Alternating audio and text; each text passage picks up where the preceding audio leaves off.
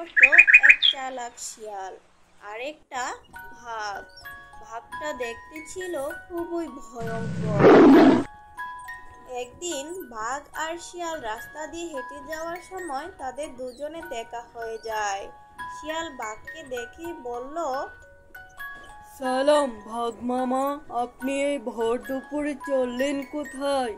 আমি তো এখন আমার নতুন বাসায় উঠেছি। আমার নতুন বাসা দেখার জন্য আমন্ত্রণ রইল। আপনি অবশ্যই যাবেন আমার বাড়ি দেখার জন্য। ঠিক আছে ভাগ্নে, আমি তোর নতুন বাসা দেখার জন্য অবশ্যই যাব। আমার জন্য ভালো ভালো খাবারের আয়োজন করবি।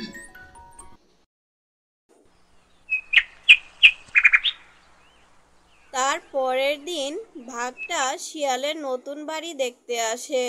শিয়াল বাঘের জন্য কুয়োর উপরে একটা মাদুর বিছিয়ে রেখেছিল। বাঘকে দেখে শিয়াল বলল, আসুন ভাগ মামা, আমি আপনার জন্য অপেক্ষা করছিলাম। আপনার জন্য মাদুর বিছিয়ে রেখেছি, এখানে বসুন। শিয়াল এই কথা বলতে না বলতেই বাঘটা মাদুরের উপরে এক লাফে উঠে বসে, আর তখনই মাদুর সহ কুয়োর মধ্যে পড়ে যায় আর বাঘটা চেঁচামেচি করতে থাকে। তারপর শিয়াল সেখান থেকে এক দৌড়ে পালিয়ে যায়। কুয়োর মধ্যে পানি কম ছিল, তাই বাঘটা উপরে আসার জন্য চেষ্টা করছিল।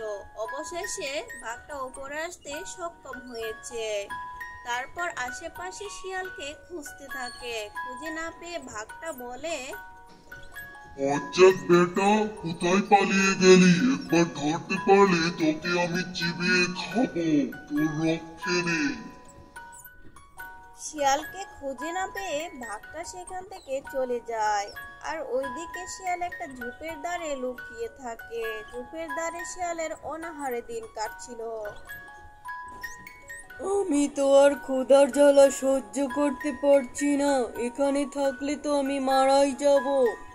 আমি বরং ভাগ মামার কাছে গিয়ে ক্ষমা চেয়ে নেব। তারপর শিয়াল আস্তে আস্তে করে বাঘের গুহার সামনে যায়। গুহার সামনেই বাঘটা দাঁড়িয়েছিল। বাঘকে দেখেই শিয়াল পায়ে লুটিয়ে পড়ে। এ অবস্থায় দেখে বাঘ অনেক অবাক হয়ে যায়। তারপর শিয়াল বাঘকে বলে, ভাগ মামা, আমাকে খুঁজতে আপনার অনেক কষ্ট হয়েছে, সেজন্য আমি নিজেই চলে এলাম। শিয়ালের মুখে এমন কথা শুনে বাঘটা আরো অবাক হয়ে যায়। তারপর বলে, বজ্জাত শিয়াল বেটা, সেদিন আমাকে কুয়োর মধ্যে ফেলে দিয়েছিলে কেন?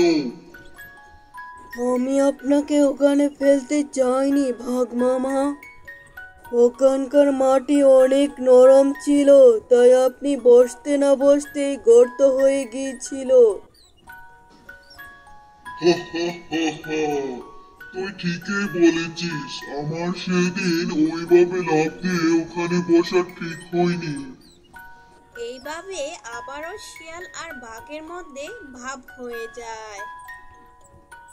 তারপর একদিন শিয়াল নদীর ধারে হেঁটে যাচ্ছিল। নদীর ধারে ডাঙায় একটা কুমির শুয়েছিল। কুমিরকে দেখে শিয়ালের মনে দুষ্টু বুদ্ধি আসে। তারপরে সে এক দৌড়ে বাঘের কাছে যায় আর বলে, ভাগ মামা, জানো ওই নদীর ধারে একটা নৌকা পড়ে আছে। চলো আমরা নৌকা দিয়ে ঘুরতে বের হই। শিয়ালের মুখে নৌকার কথা শুনে বাঘটা অনেক খুশি হয়ে যায়। তারপর নৌকা দেখার জন্য বাঘ ও শিয়াল মিলে সেই নদীর ধারে যায়। কুমিরকে দেখে বোকা বাঘটা সত্যি নৌকা মনে করে। তারপর এক লাফে সেই কুমিরের উপরে উঠে দাঁড়ায়।